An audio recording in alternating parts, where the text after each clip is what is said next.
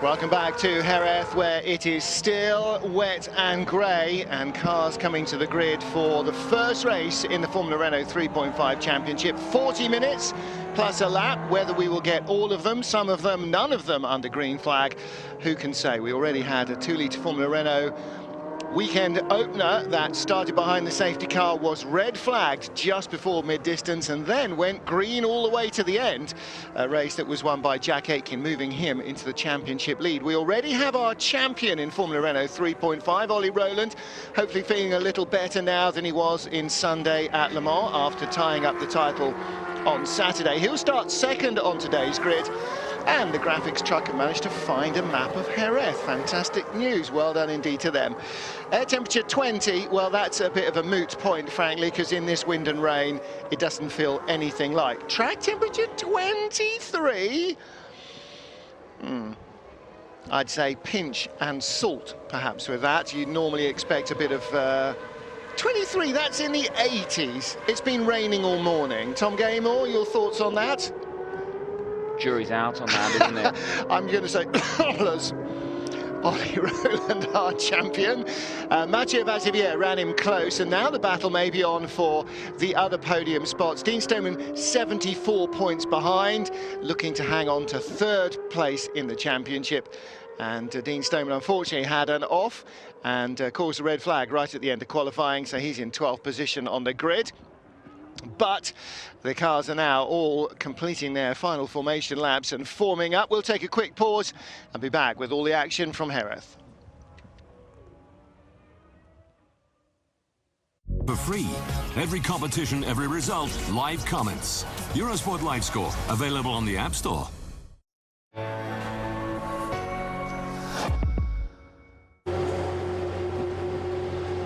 Welcome back to a wet Jerez, where Igor Orodchev lines up third on a grid. Everybody on wet weather tyres, and the race will start behind the safety car. As for the 2-litre Formula Renaults, they have had no wet weather running in the cars, so it's all about finding where the water is and isn't, and getting a little bit of information on traction for the drivers. However, I expect this to be a brief safety car interlude, maybe 2 laps, and then they should be released, because Tom Gamer, actually, see blue sky overhead. It's looking like it's, well, it might be a pit stop race. Even though race 1 isn't a pit stop race, I think this might be. Yeah, sitting on the grid right now with the way it looks, and you can see the abrasive surface here at Jerez. It's a bit of a cop-out for me. A safety car start. It eliminates the action that we all want to see up to turn 1. It doesn't look, from where we are sat, to be dangerous.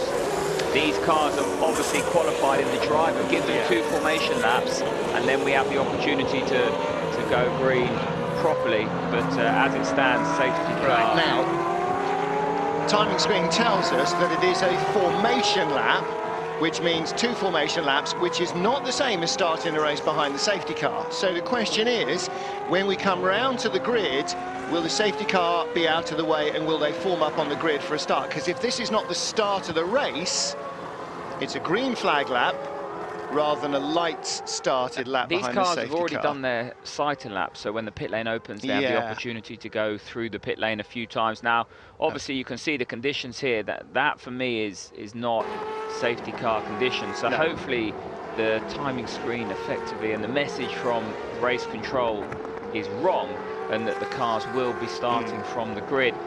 The track, as I said, very, very abrasive here in Jerez, and it will tear these tyres up. And so you could well see anything in this 40 minutes. I don't think it'll dry, though, such is the forecast. Well, although they move a lot of water, these cars. Tom Dillman starts on pole. Mathieu Vazivier, Thio Elinas, Nick de Vries in the #1 Dams car. Dams losing their driver, and teams titles from last year, both of those going to the Fortec team, courtesy of Ollie Rowland as the driver's champion, and Fortec with the team's title. It's further back. Good to see on Twitter, everyone as confused as we are. Carlin just tweeting, no one's this could be a green flag lap instead of a safety car start after all.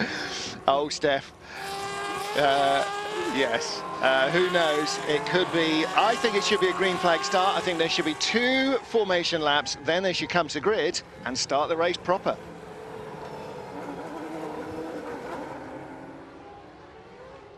Out of the safety car, out of the chicane rather, behind the safety car in timing sector 2.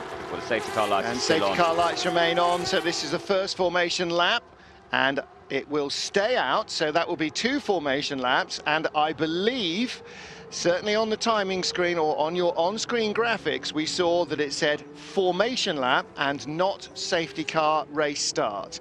And that's very different then from the 2-litre race, where we assumed it was going to be 2 formation laps, but because of the lack of communication, oh no, they have started the race. Right, now, they started the race at the beginning because they started the race 3 minutes ago. So why have we suddenly got this notification? So there is clearly an element of confusion because we've seen 2 messages on the screen. We've seen the clock suddenly jump 3 minutes into the race. And so the first graphic was wrong. It wasn't the formation lap. Now, if race control can't be bothered to tell television what's going on, then have they told the teams? No, it doesn't That's look that just well. beyond pathetic. But for me, that's a cop-out because these conditions are easily raceable. It's a short run up to turn 1. There's not much standing water. We should have had the opportunity to get a start from the grid because that's what we want to see. I don't want to see follow my leader. Well, no, now. and nor do the drivers. In these conditions, it should be 2 formation laps because they've had no wet weather running. Back to the grid, start the race. That is where most championships, or how most championships would do it, which is why we assumed that's what they were going to do. Of course, we shouldn't have assumed that because they did something completely different from what they said they were going to do at the beginning of the 2-litre race. But then the weather was much, much worse. Lights off on the safety car at the end of timing sector 2. That means we will go green. But by this stage, race is negated. The cars have lost half the temperature in their tyres, and any chance of a good start has been completely wiped out. So you're telling me after the green flag laps or the sighter laps that they get and 2 green flag laps, this is safety car conditions in terms of a start? I don't agree, but there we go.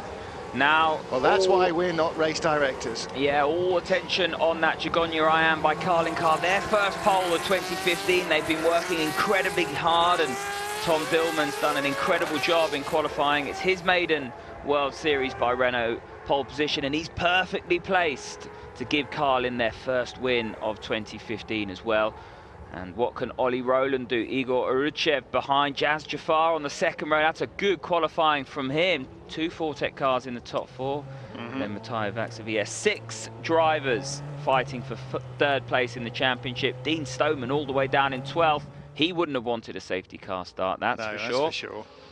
Getting my Russians confused. 3rd on the grid, Igor Orodchev's birthday was yesterday. So we go green as they get to the line, although we go green as they get to the pit entry road again. I don't see a safety car line there. Maybe there is one in everybody's imagination. Here we go then. Green flag racing after 2 laps completed.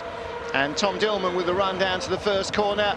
And he was always going to take the lead unless he, I don't know, parked or something, because everybody's starting in single file up to the line. You can't overtake until the start line. And then it's a very short run down to the first turn. So in the spray with 2 Elinas. Well, not much spray, is there? These conditions are more greasy now. Plenty of rubber on the racing line. They're difficult conditions for the drivers, but there is grip here in Jerez. It's not an ice rink, so to speak, and expect, if these cars can lift the water up, we've got plenty of wind here, expect it to sort of create a drier line. I don't think we'll have a dry line, but look, Dillman already electing to protect his wet tyres, so he's aware of what I'm saying, and I'm sure they've really talked about this. Well, we can see from the overhead camera on the final corner, there is very definitely a dry line. I mean, here you can, well, no, it's very light grey. Here you can see how much less spray there is, and they are all using the racing line. Very different from the way that we saw with the 2-litre Formula Renault, where they're basically going all the way around the extreme edge of the tarmac. Here they're using an awful lot more of racing line than we saw even half an hour ago. We saw treacherous conditions in 2-litre Euro Cup. That was a safety car start. This was not, although we've had that. And look, all the cars pretty much drama-free on this opening lap. Yeah, it's going to be difficult to pass here at Jerez, especially in these conditions. You're going to have to almost rely on a mistake. You're going to have to take them in both hands, aren't you? Definitely. Tom Dillman leads the yellow car from Ollie Rowland, Igor Orodchev. The silver car with the turquoise highlights, the Mercedes-looking car, that's Jasman Jafar in 4th place, ahead of the black and yellow Lotus of Mathieu Vazivière, and Theo Elinas in 6th position for Straka. Having a good outing in the championship, Elinas, with the Straka Racing team. 7th place, Nick de Vries, well, last year's 2-litre Formula Renault champion. Sort of really hasn't made the mark, I think, on the championship that he would have liked to. All right, his rookie year, but a bit of a fallow patch in almost every race weekend. He's not had the pace and the consistency. And the McLaren-supported driver, is he still a McLaren-supported driver? I'm not sure. McLaren seem to be getting rid of drivers that actually have a seat, never mind drivers that don't. Depends where the seat is. Kevin Magnussen, he's had a seat in the garage, but not in the car, and very difficult for him, and a driver that dominated this championship. And Nick de Vries will hope and maybe look to do that next year, or will he move to GP2? We've heard from Derek Warwick that Ollie Rowland is looking at GP2 for 2016. I think most young men in this field are going to end up racing sports cars and GT racing, because there are no seats in a shrinking Formula One pool, and unless you've got, I don't know, what's the asking price now? 30 million good reasons why a team should hire you as its test driver, you're not going to get a chance, because there's far too much of a prerogative on money now in Formula One, and just no seats freeing up.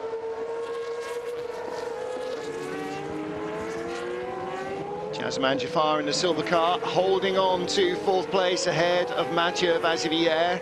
And as that battle continues, they're not being caught by Theo Elinas and Nick de Vries behind them, who are 6th and 7th, and the lead trio are pulling away. Lead trio, Tom Dillman, Ollie Rowland, Igor Orudchev, all running neatly nose to tail and setting fastest sector times, but none can find an upper hand. Now you can see it's clearly greasy here because of Mathieu Vazivière on the wet line in turn 1, trying to get the switch back, not quite getting the run. Now Jazeman Jaffar just holding off as they head through turn 3. Now this is the really quick Cito Pons corner in the dry. Certainly they run over the top of that crest, and it's a short run down to Dry Sack, which is turn 6, and that I can tell you is apportioned to the Sherry culture that they have here. You know more than that than I do. I say very nice. Dry Sack, very renowned for their Fino. And it's a sort of downhill, uphill run, isn't it? Which is a nice looking little run. Replay of the start where nothing happened, excellent. Let's see if we can get back to the battle where something might just conceivably break out. But going back to what I was saying, it is greasy because Vazivière couldn't get the car rotated on what was meant to be the line with more adhesion, offline essentially, and actually Jaffar was okay in turn 1 on the more conventional line, and you can just see on board with Jazeman Jaffar at the start. This is him getting past. Well, Vazivière is ahead, isn't he? Didn't quite there, did he? He had busy hands. And with Nick de Vries chasing Jaffar down into the first corner, that was sort of the end of the championship last year, wasn't it? It all kind of ended in a bit of a damp squib there in the first corner gravel trap. Roberto Meri taken out of contention by no fault of his own. Jaffar, Vazivière, and then Elinas and de Vries trying to close, and here is Jaffar on the inside line. Vazivière with a very good run. It's going to have big ones to go the long way around the outside. Well, he won't be able to, because that's Jazeman Jaffar's line. He's going to break late on the inside and run out wide. And Vazivière clearly faster than the Fortec man here, but just cannot find the way past. And this is what I was saying a second ago, very, very difficult to pass here at Jerez. And Jazeman Jaffar loses traction. That's given Vazivière the run. Will he hold on to the inside? Not quite. Still just not enough grip there to get it done, is there? And this brings in 6th position Theo Elinas, and maybe even the 4th car in your shot, Nick de Vries, into contention. And at the moment, Fortec the only car with 2 teams in the top 7. They've got second rather with Ollie Rowland, and 4th with Jaz Jaffar. At least they have for an inch or two. De Vries having a little lunge up the inside. Well, he wasn't. He was just trying to get the switch back to straighten his... they're trying to get the car as straight as possible to help with the traction. And you can just see how greasy it is. When you're a driver, you either want it to be really wet, actually, you get more grip here, or dry. When it's like this, it's really, really difficult because you just don't know where the grip is. There just isn't any. And look at the speed that they're carrying out of that corner, turn 10. It's like they're just not going anywhere. You sort of almost wonder whether Dean Stoneman in 12th could have risked a punt on slicks. Well, it's nowhere near that at the moment. It's not quite, is it? Nowhere near. Not quite. It's just seriously greasy and really, really difficult conditions. One mistake and... It's 20 seconds off a dry lap. Yeah, it's not slicks. Do you know what? It's not far away, though. Not far away, and around the outside, Ollie Rowland of Igor Oruchev drives around him on the wet racing line. Obviously forced the Russian to brake on the inside and defend the corner. Well, these two, Rowland was right up with Tom Dillman, has managed to lose a place to Oruchev. Now we've seen Rowland taking it back. What we didn't see is quite how Rowland dropped back from Tom Dillman. He was a couple of tenths behind and lost the place, so that would be good to see, wouldn't it? Was it a mistake, or was it a pass for the lead? Well, you have to think, yeah, one would probably have led to the other, wouldn't it? A big slide maybe from Ollie Rowland, and then a bit of opportunistic driving from Oruchev. Vazivier in 4th now, and he will pull away, you expect, from Jazeman Jafar, leaving the Malaysian driver in the clutches of Cypriot Theo Elinas and Dutchman Nick de Vries. So we've got a Frenchman leading an Englishman, a Russian, another Frenchman, a Malaysian, a Cypriot, a Dutchman, another Brit, a Japanese, a Swede, an Indonesian, an Israeli, another Frenchman, a Brazilian, a German, a Philippine driver. I mean, you want to call this an international series? This is an international series par excellence. They're all searching to cool those wets down. Every opportunity. Well, with Elinas watching the cutback, you can hear from Elinas's car, there's not much in the way of grip out there either, is there? No, the throttle would just be like an on-off switch there. Trying to build the throttle, it's quite a long radius, turn 3. Now, look how much quicker Rowland is than Dillman, the race leader in the yellow and red Carlin Gigonio IAM car, being caught, rarely red, being caught by the red, white and blue of Ollie Rowland. Yeah, so Tom Dillman on pole in very different conditions, dry conditions, ever so slightly damp at the end. This is very, very different to what they qualified in, and it's certainly suiting Ollie Rowland in the Fortec machine, but track position is everything, as we've seen in the Jaz Jafar Matteo Vaxivier battle, although Vaxivier has found a way past. And a battle for all but last. That is Chelis and Latifi, I think, having a little wheel-banging episode. The way the gap's gone in the last 3 or 4 laps, I'm assuming, as Oruchev runs a little wide, I'm assuming, actually, that Ollie Rowland may have had a bit of a lunge on Tom Dillman, because 2 laps ago, that's what we were saying, they were 6 tenths behind, rather than he made a mistake on his own and Oruchev got by. So let's see if Ollie Rowland has another lunge on Tom Dillman, and he's got to do it this lap if he can, when he's got a bit of momentum. He'll be okay. He's got confidence in that machine, and he's got nothing to lose, effectively. This is a risk for Tom Dillman. Dillman wants to win this race. Ollie Rowland is trying to equal Carlos Sainz Jr.'s record of 8 wins in a season. He's currently got 7. Tom Dillman hasn't finished higher than 3rd in 2015. Well, he's searching for his... No, this is for the record. I thought he tied it. Oh, maybe. Okay. Well, maybe my maths is wrong. I thought he tied the record last time, but so maybe wrong. Seed of doubt in my mind. Yeah, I have now. So if only there was a way of checking.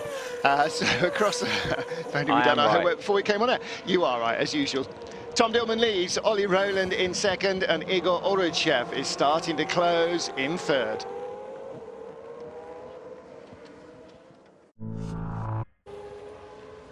Top 3 in our first Formula Renault 3.5 race of the weekend here at a drying Jerez. Tom Dillman, the yellow car, Ollie Rowland, red, white and blue, and Igor Oruchev, red, white and blue as well, in 3rd position. 2 very different reasons for the red, white and blue on those cars. Ollie Rowland, the current champion, crowned last time out, and in his penultimate race in Formula Renault 3.5. Tom Dillman in front, Tom Gaymore, is really starting to run short of traction. Much busier on the steering wheel, Tom Dillman. Very, very different style, as we see Nick de Vries almost clearing Elinas out the way there. he elected, once he'd outbraked himself, to try and get off the inside line. But going back to this point, Dillman, watch what he does with the front of the car now. He'll put a lot of input into the front steering, go straight past the slip angle. And Ollie Rowland, much more progressive with how he drives. And front steering? Yeah, the steering wheel. Is that like a front nose, as opposed to a rear nose? Well, you could effectively steer the car with the rear of the car I agree, in these conditions. I agree. Ollie Rowland on the inside, showing how much more grip there is than 3 or 4 laps ago when Mathieu Vazevière was trying to do that and just running out of grip. And he somehow finds his way back in front. That greeted with a modicum of interest in the Forte garage there, not leaping up and down or anything. Now Ollie Rowland will clear off here. That is world class up into turn 5 there, Cito Pons. And Ollie Rowland with just so much more confidence. And Tom Dillman just struggling in these greasy conditions. And look at Arudchev now looking. Yep, he can smell the blood in the water and straight by, arrives and drives by, doesn't he? And Dillman's got nothing. Watch Dillman's hands.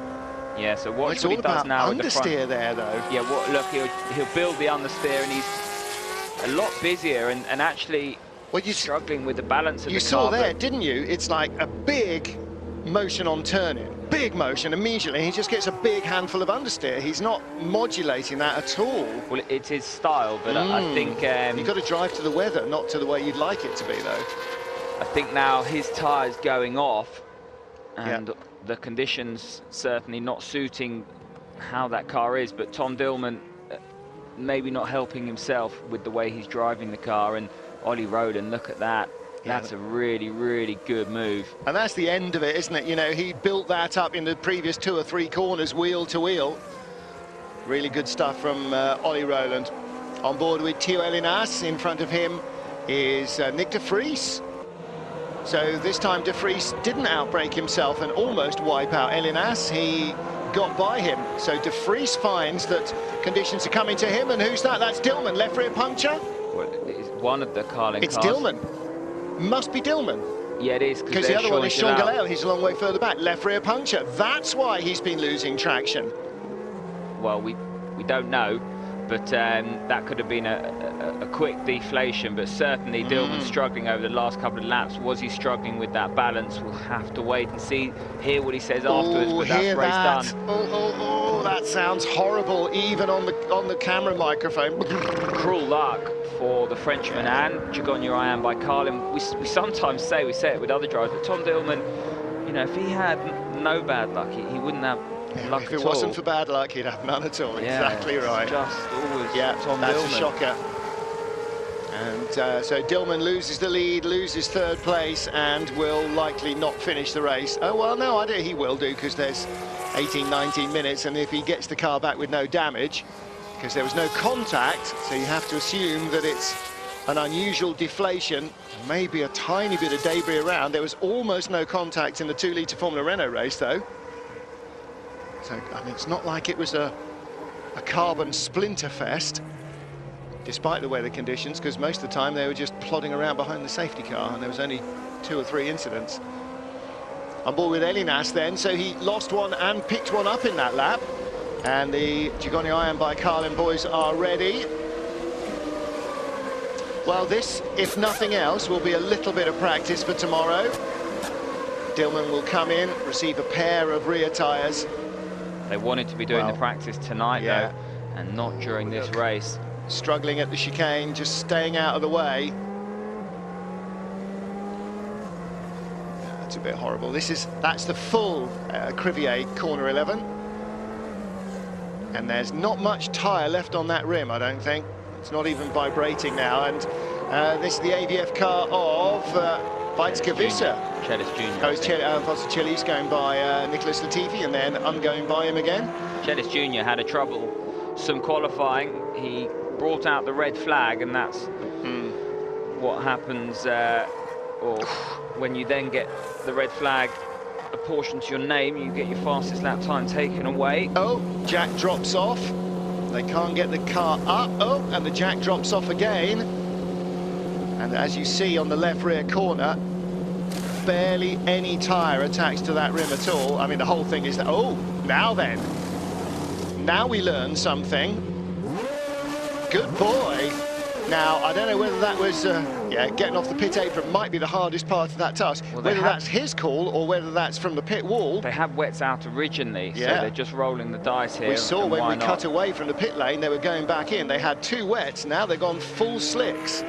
So all eyes on his sector times. Here comes the leader, Ollie Rowland. And my bet is he may put a lap on Tom Dillman here, because Tom Dillman will be tiptoeing around the first few corners. Yeah.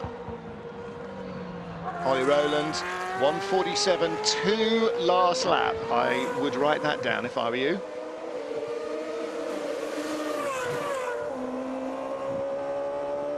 On board with Nick de Vries in 5th place. Jasman Jafar in front of him. The Dutchman starting to make progress after being sort of in suspended animation at the start of the race.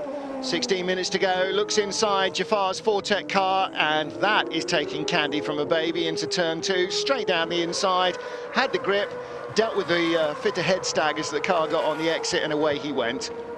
So up to 4th place. Hasn't dried quick enough for him though, has it?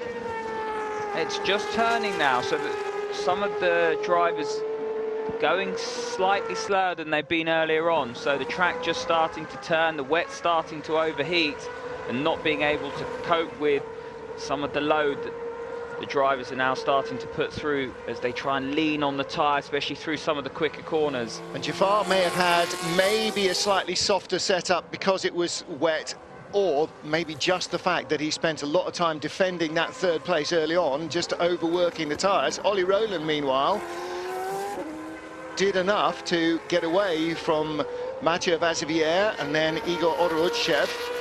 And Orodchev now up to 2nd ahead of Vazivière, but 5.3 seconds back. Dillman's on it. His first sector was, as predicted, slow, but now his middle sector well, that is included leaving the pit lane, didn't it? So, because he would have started that lap in the pits. So a 47-second first sector, included being on the speed limiter. So that's However, quick. The fastest lap of the race of 46.8. Sector 2 for Dillman, a 28.8. Sector 2 on that lap for Rowland, a 29.0.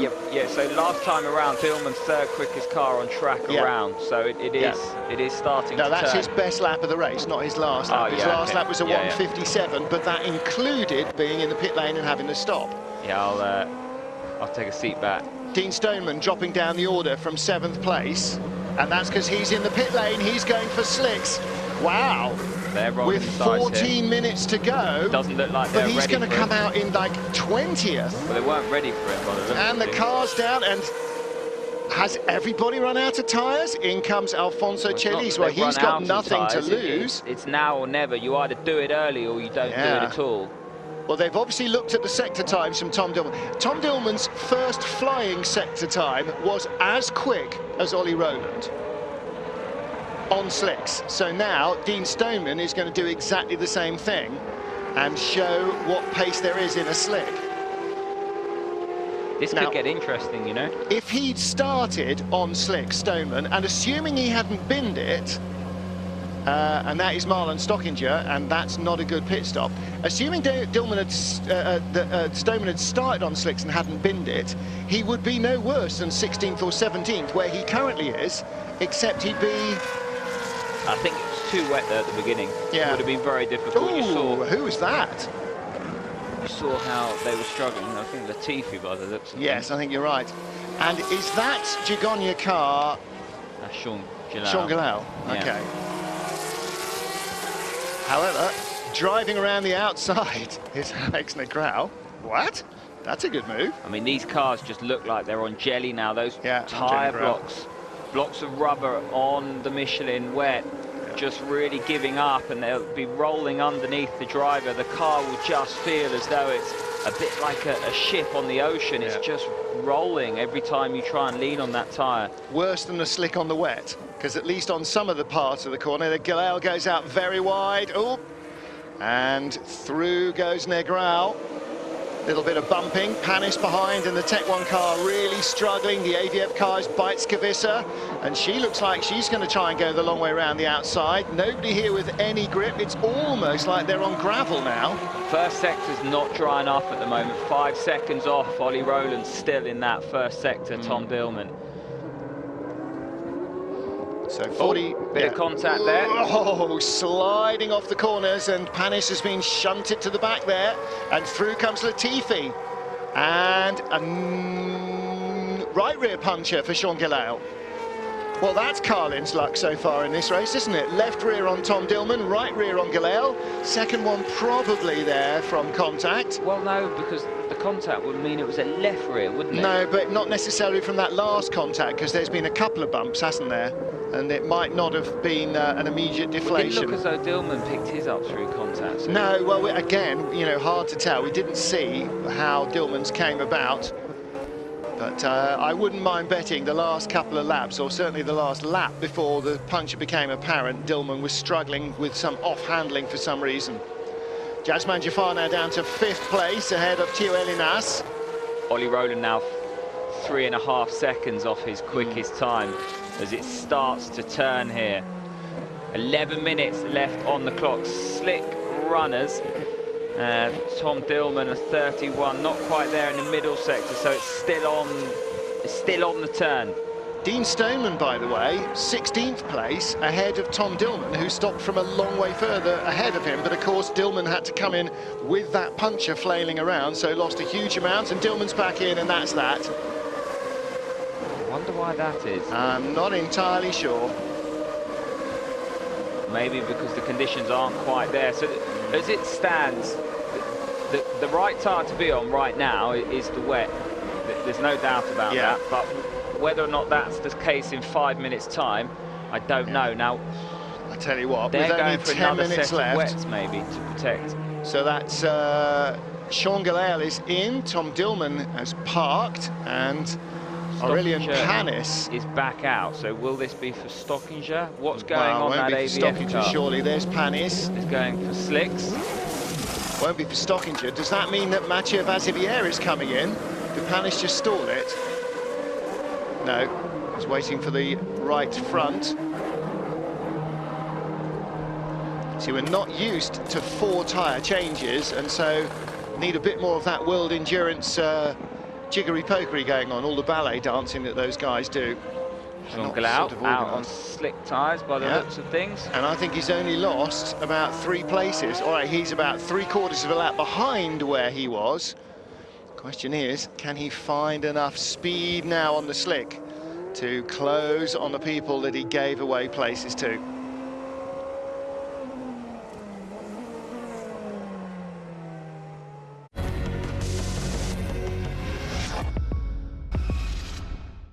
Our race leader, 8 minutes plus a lap.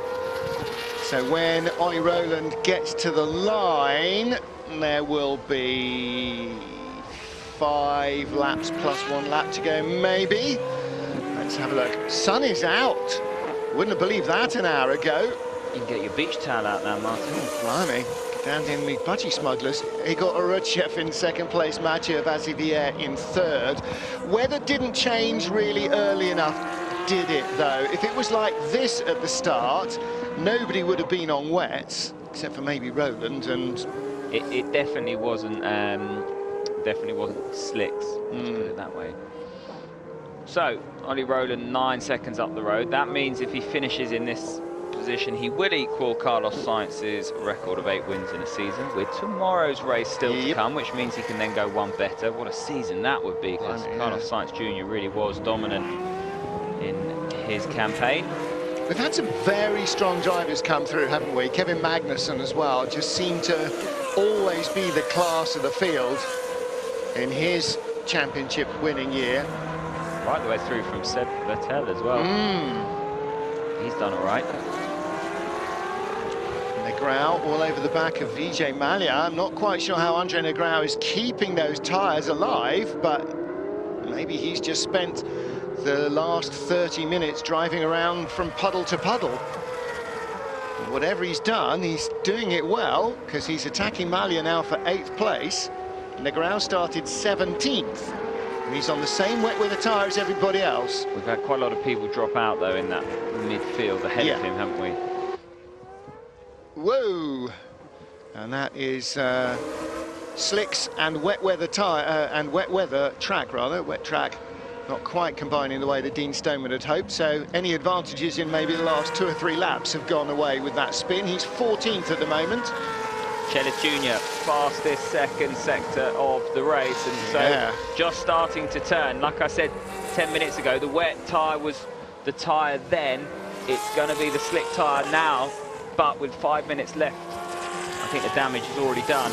Now then, Negrão suddenly has run out of grip in that white car, and back around the outside comes number 5, Nicholas Latifi, or tries to. Well, he's just on the wrong line there, Negrão. Yeah, and Latifi. Well, and Latifi's got the grip there into the chicane. I mean, it's a sort of almost after you, Claude. What's that, the slow race, the pursuit? Negrão kind of left the door open, put a post-it note out, and rolled the red carpet out there for Latifi, having kind of battled his way through the corners before 9 and 10. Gustav Malya right behind in the second Straka car. Good move though from Latifi. Yeah. Take anything away from that. Good racing. Dutch lady Bijtske Visser is the next little cue back, and she has got Roy Nissany lunging down the inside in the Tech 1 car. Just saw that happening as they went out of shot. Did I say she was German earlier? My apologies. Roy Nissany goes inside her. And she turns him inside out and takes the place right back. This really is just kind of ploughing on into corners, isn't it? Well, when the track's greasy, you have more grip on the drying line. All depends on what line you find yourself. But going back to what I was just about to say, Igor Rudchev, if he finishes in second place in this race, he would have scored more points than anybody else over the last 3 races. It's a good stat for you, isn't it? Really got to grips with this car towards the end of the season. He's already got 2 wins as well. It's not bad as a rookie. Very quick in the practice sessions yesterday. So was Bijtske Visser, actually. No other rookies won a race this year. And bearing in mind you've got Nick de Vries and Dean Stoneman in that category. That's pretty impressive from Igor Rudchev. And Arden Motorsport, let's not forget. British squad obviously preparing a good car.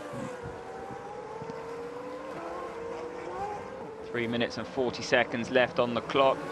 Roland continues to eke out an advantage, 12.2 seconds now over Rudchev, and there is the man on the screen, Max Xavier in third. Fastest lap from Dean Stoneman, 1 minute 46.7.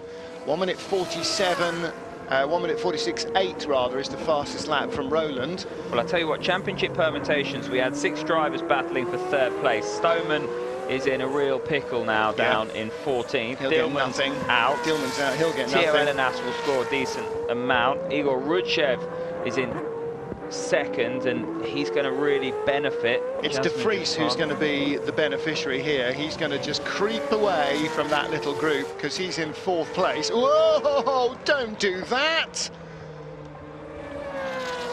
I know we said that Rallycross was quite exciting in the 2-litre race, but there's no need to go trying it yourself, Ollie Rowland.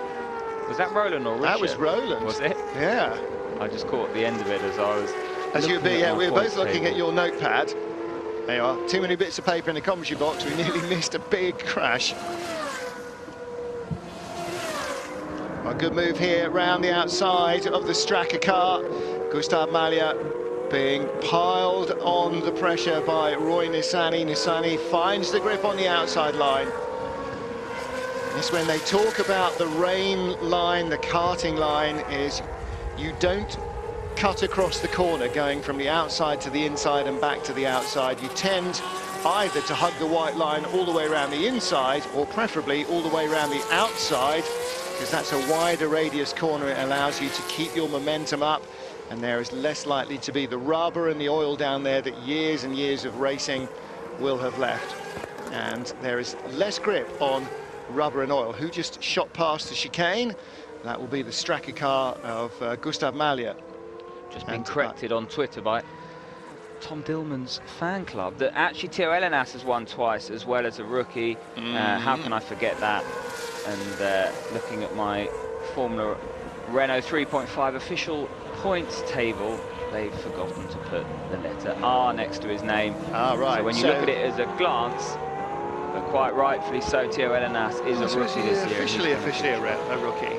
Well, if you look at his career, he's not done it before, so... Right. I think that puts you in fairly good stead.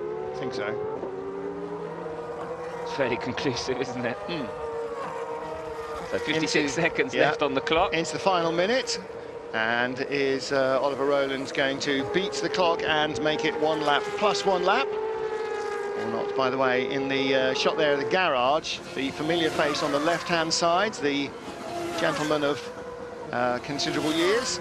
That is Jean Ragnotti, legendary French rally driver, who's always at these World Series weekends with his Renault 5 Maxi Turbos, and is also racing in the RS01 Cup, because he can.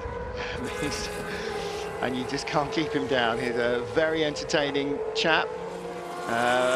Very successful rally driver in the late 70s and through the 80s. Dean Stoneman, fastest lap of the race last time around. So slick tyres starting to come to those on them with 9 seconds left on the clock. And it's 10 minutes too late. Otherwise, well, Stoneman still, how far behind is he? He's a long way behind anyone, actually. But mind you, what happened there? Selected a neutral. Nikita Zlobin just selected a neutral, but you can't do that. You can't miss a gear in a flappy paddle gearbox. Might have gone down the box instead of up the box. Well, you're down the box anyway in the chicane. I don't think he's exactly looking in the rudest of health as it is. Nicholas Latifi ahead of Andre Negrão. Zlobin seems to be back up to speed again. Maybe he's had maybe the pneumatics failed him a little there and he needed a few more revs.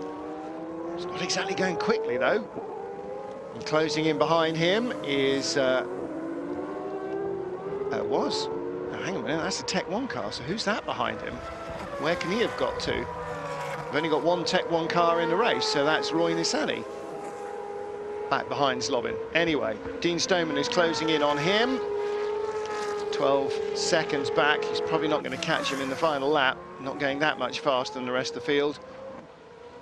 If you were to start the race now, Tom, it would pretty much be a slicks call. 10 minutes ago, starting the race, a little bit more of a gamble. 20 minutes ago, definitely wets. And certainly when we started, it was definitely wets. Now then, what's going on here? Dean Stoneman, and going by him. Well, no, this is our race leader. Alfonso Chelis. So Chelis unlapping himself, and so too is Sean Galail. But Ollie Rowland on the last lap, he won't be too worried about that. I was just wondering quite what was going on. Of course, those two are both on slicks. So it's just as well that the weather didn't change early, because if Rowland had been forced to stay out on wets and defend his lead, you can see how vulnerable he would have been now. However, he is 14.8 seconds ahead of Igor Orudchev. So the Russian will celebrate his birthday by being on the podium, but not necessarily by being victorious. Birthday yesterday. Like I said, he's been the highest scoring driver in the last 3 rounds. Really impressive. Alfonso Chelis, very quick yesterday as well. He seems to have dialed himself in.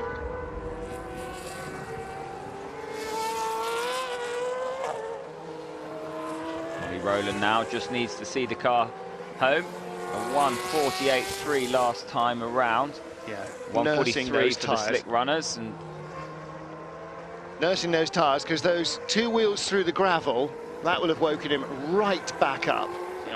Not even suggesting that he was even remotely dropping off, but that just saying hello, hello, hello.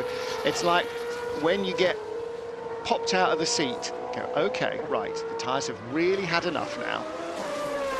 Another really, really, really class effort from Ollie Rowland. You run out of superlatives for this young man. He's been world class all year. And he equals Carlos Sainz's record. World champion T-shirts are on at Fortec for Ollie Rowland. And he continues to keep the tyres cool as he takes the checkered flag victorious. And will win this one by a country mile. Igor Orudchev, 10.8 behind. Rowland backed off nearly 5 seconds on the last lap alone, just to make sure everything was okay. Mathieu Vazivière in third, Nick de Vries in fourth place, Theo Elinas finishing in fifth. There's a very happy Derek Warwick, looking hale and hearty again. I'm very pleased to see. He is the president of the British Racing Drivers Club, the BRDC, and has been a keen supporter of Ollie Rowland, as he is of many young British talents. And the Racing Steps Foundation, of course, have helped Rowland through his career.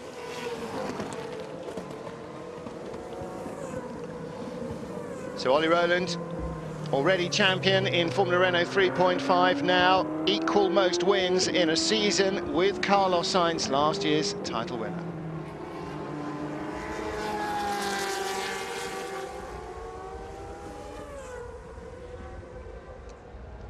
Well, class job by Ollie Rowland here in tricky conditions in Jerez. Bided his time at the beginning, didn't get involved in anybody else's incidents, and kept his calm when Odrodchev snatched an opportunity to get by him for second, retook the place next time round, and then set off chasing our race leader.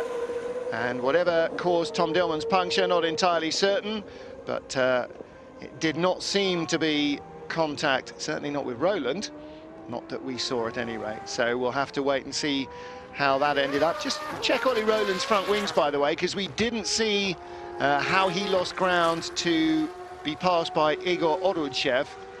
And if front there wings, had, plural. Yeah, if there had been a lunge, you would expect, He's only got one. well, something missing off the corner. No I meant end the planes. corners. Yeah. No end planes, the veins. Yeah, no, you're absolutely Something right. would be damaged. There seems to be no sign of damage there, Looked like a unless clean it was move from where we were a sat. wheel-to-wheel bang that dislodged a valve, who knows. But we didn't see that, so again, we're just kind of clutching at straws to try and explain what happened to Tom Dillman's car. Whatever else, for all the time he was on camera, Ollie Rowland, apart from that one little gravel trappy incident, seemed to be fairly much in control of the car and himself. That's all you can ask in these conditions. You can't control the weather. All you can do is control what you've got. Russian driver Igor Odrodchev steps out on the right-hand side of your shot. He looks pretty relaxed and happy with that. And Mathieu Vazivière on the podium. But it's another win for Ollie Rowland. Vazivière, the nearly man of the season. Third place for him here. Unfortunately, couldn't keep the title alive in Le Mans.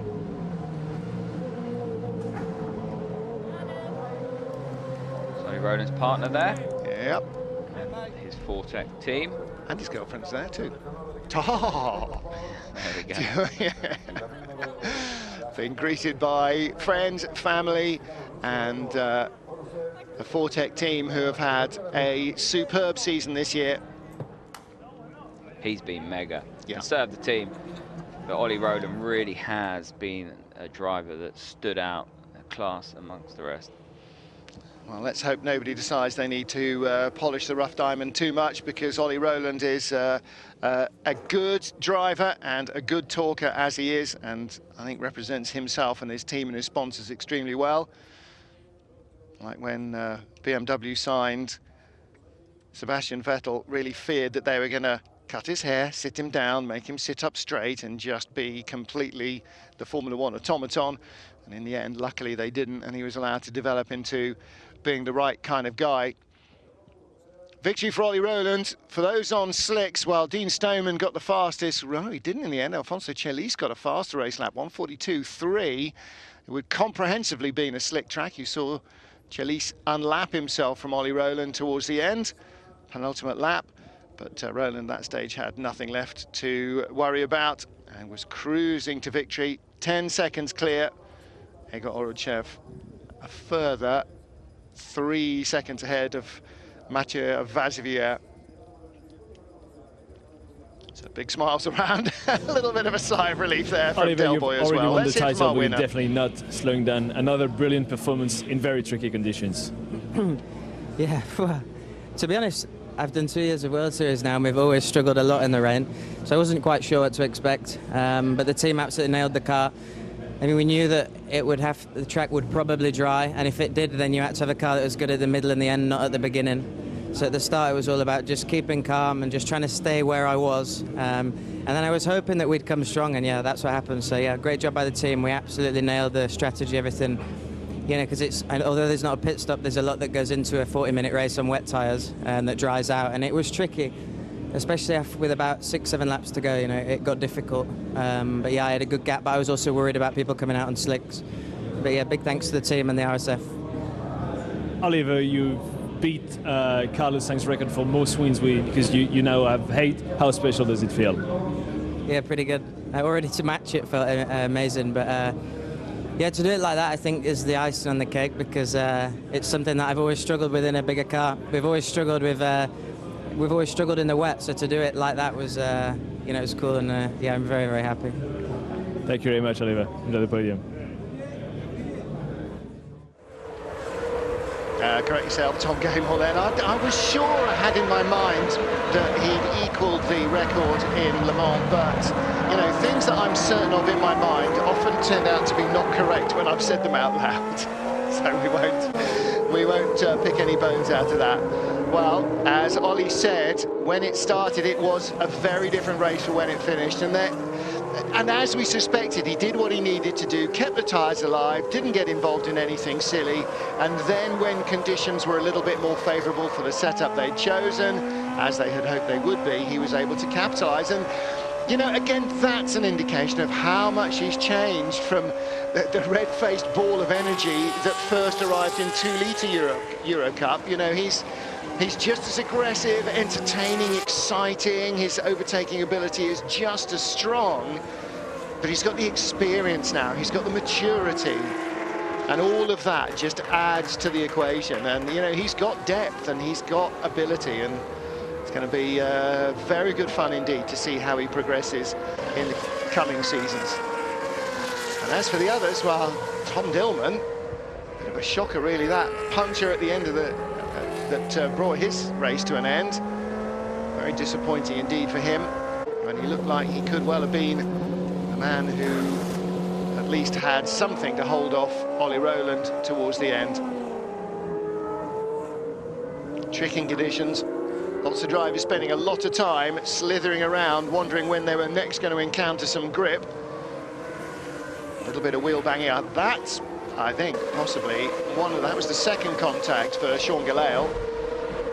Tom Dillman bailed out of his car. Sean Gelael had a puncture as well. And then, not sure at all what was going on with Nikita Zlobin's Hon's car there. That definitely had all the hallmarks of some mechanical or electronic failure, and then it started going again. So, however, Ollie Rowland making it to the checkered flag, making it look a very much easier race to drive than I'm sure it was, because Tom, that's the indication of a driver who's really on top of it, is he makes the whole thing look very straightforward. Yeah, very straightforward. Ollie Rowland now, as we know, already crowned. Mathieu Vaxivière in second place, but Nick de Vries, as you said, up into third. Dean Stoneman still in fourth. Igor Rudchev right up there in fifth place. So he's the big gain there. Well done, Igor Rudchev, with that second place finish here in race 1 at Jerez.